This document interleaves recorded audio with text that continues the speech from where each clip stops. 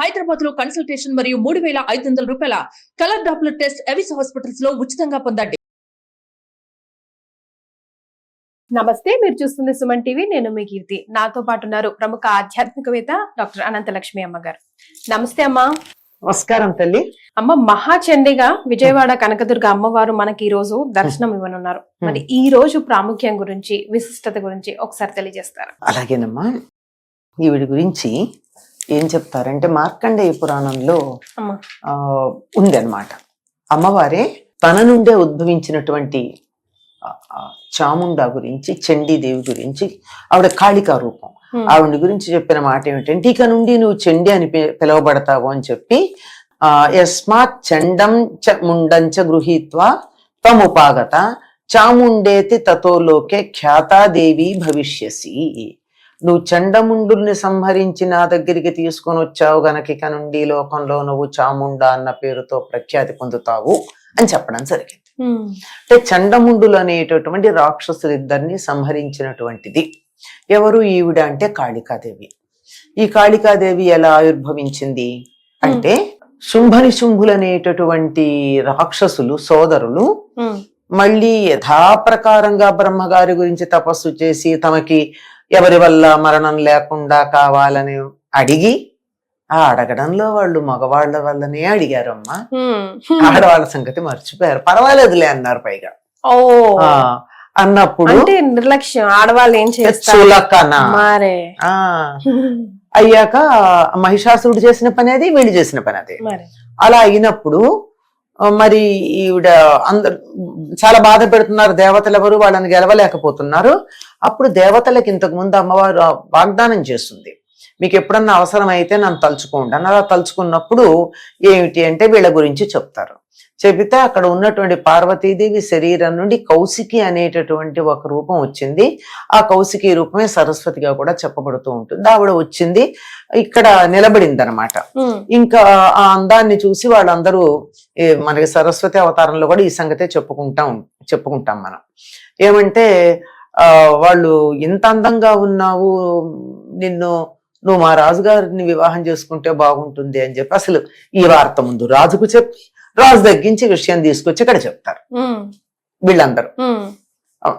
నిజంగా రాజు ఎట్లాంటి వాడన్నా కానీ రాజు దగ్గర భజన సంఘం వాళ్లే రాజులను గాని అధికారులు గాని చెడగొడుతూ ఉంటారన్నది ఇక్కడ వాస్తవం. అయ్యాక ఆవిడ లేదులే, యుద్ధం చేసి గెలిస్తే పెళ్లి చేసుకుంటాను పో అంది. ఒక్కొక్కళ్ళని పంపించాడు. అంతా అయింది. చివరికి అంతమంది చనిపోయిన తర్వాత చండు ముండు అని ఇద్దరి సేనాధిపతుల్ని పంపించాడు. ఈ చండు ముండు వెళ్ళి బ్రహ్మాండంగా చేతిలో రకరకాల ఆయుధాలు ధరించి యుద్ధానికి మీదకు వస్తూ ఉంటే అమ్మవారికి ఒక్కసారి కోపం వచ్చి ఆ కోపంతో కనుబొమ్మలు మూడేసింది. ఇలా కనుబొమ్మలు మూడేస్తా ఆ కనుబొమ్మల్లో నుంచి కోప స్వరూపం ఆవిడలోంచి ఒకటి బయటకు వచ్చింది. నల్లగా ఉంది అది. ఆవిడ్ని కాళి అన్నారు.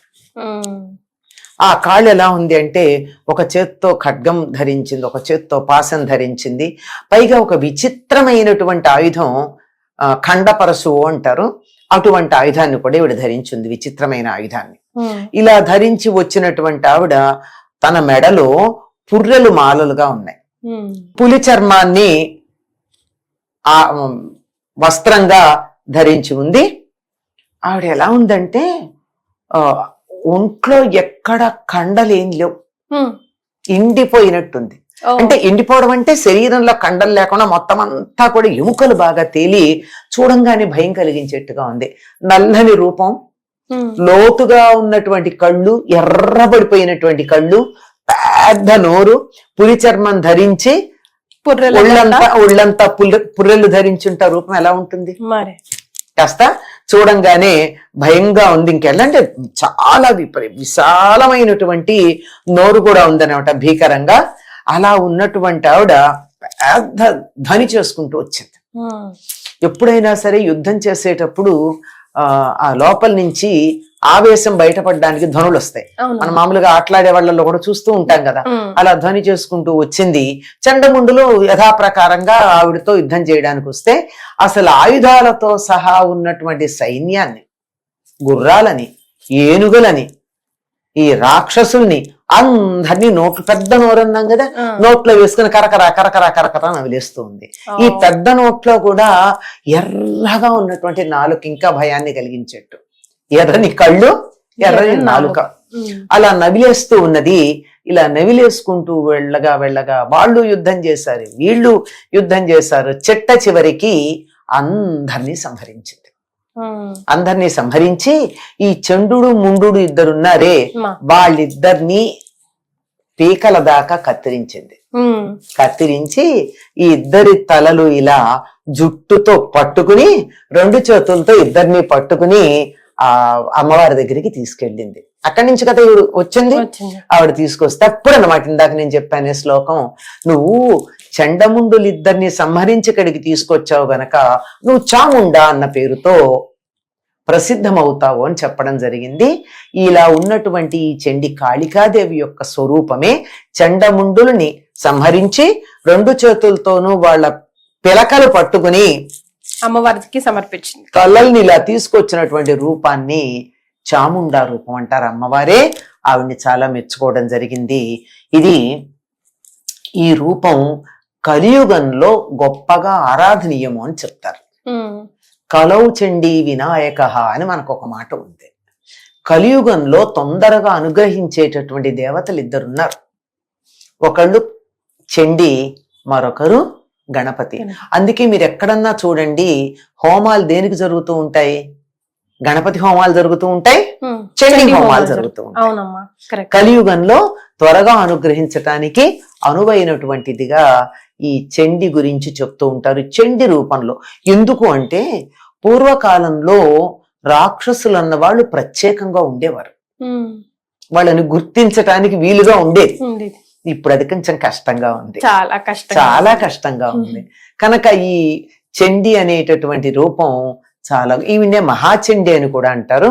ఇటువంటి రూపంలో ఉన్నటువంటి అమ్మవారిని ఆరాధించినట్టయితే ఒక్కొక్క రాక్షసుని చంపుకుంటూ వెళ్ళాలి అంటే జనాలు మిగలరు. అందుకని రాక్షసత్వాన్ని పోగొట్టాలి అంటే వాళ్ళని చంపకుండా హోమాలు చేసి దాని నుండి వచ్చేటటువంటి ధూమం ద్వారా వాళ్ళల్లో ఉన్న రాక్షస గుణాలు పోగొట్టేటటువంటి ఒకనొక ప్రక్రియ మనకు కనపడుతూ ఉంటుంది. ఈవిడ్ని మహాచండి అంటారండి. అసలు ఈ దసరాలంతా కూడా ఈ నవరాత్రుల్లో చండీ పారాయణే చేస్తారు. దీన్నే దుర్గా సప్తశతి లేక చండీ సప్తశతి అంటారు. ఇందులో మొత్తం కూడా చండీ రూపంగా చండీ సప్తశతి అన్నా మొత్తం అమ్మవారి యొక్క రూపాలన్నీ మనకి ఇందులో ఎక్కడెక్కడ ఎప్పుడెప్పుడు ఏ ఏ అవతారాలు ధరించి రాక్షస సంహారం చేసిందో ఆ వివరాలన్నీ క్రమంగా మనకు కనపడుతూనే ఉంటాయి. కనుక అటువంటి మహాచండి అనే అవతారాన్ని విజయవాడలో ఉన్న కనకదుర్గకి ధరింపజేయడం అన్నది ఇది 2వ సంవత్సరం అమ్మా.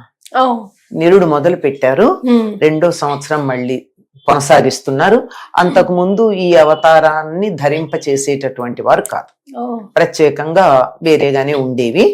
ఎందుకు అని అడిగితే దానికే అక్కడ ఉన్నటువంటి పురోహితులు ఎవరైతే ఉన్న అమ్మవారికి అర్చన చేసేటటువంటి వారు పండితులు, వేద పండితులు, ఆగమ శాస్త్ర పండితులు ఉంటారు కదా, వాడు చెప్పిన మాట ఏమిటంటే ప్రస్తుతం ఉన్నటువంటి కాలంలో చండముండులు లాంటి వాళ్ళు అత్యధికంగా ఉన్నారు గనక అమ్మవారి చండీ రూపంలో ఉండి వారిని సంహరించి ఇక్కడికి తీసుకొచ్చి ఇచ్చినట్టయితే ఆ తలల్ని లోకంలో దుర్మార్గం తగ్గుతుంది. ఈ కారణంగా ఇలా చేస్తే బాగుండని మేము అనుకుంటున్నామని వాళ్ళు చెప్పడం జరిగిందమ్మా. అది కొత్తగా మనకి ఇది ప్రారంభించారు. అయితే ఇది అవతారం ధరింప చేయకపోయినా చండీ యాగం మాత్రం జరుగుతూ ఉంటుంది. పేరు చండీ యాగం అనండి, దుర్గా సప్తశతి పారాయణ అనండి, అమ్మవారికి సంబంధించిన హోమం అనండి, ఏదైనా జరిగేది చండీ యాగం. మహాచండీ అవతారం గురించి, ప్రాముఖ్యం గురించి మళ్ళీ తెలియజేశారమ్మా. ధన్యవాదాలు. నమస్తే.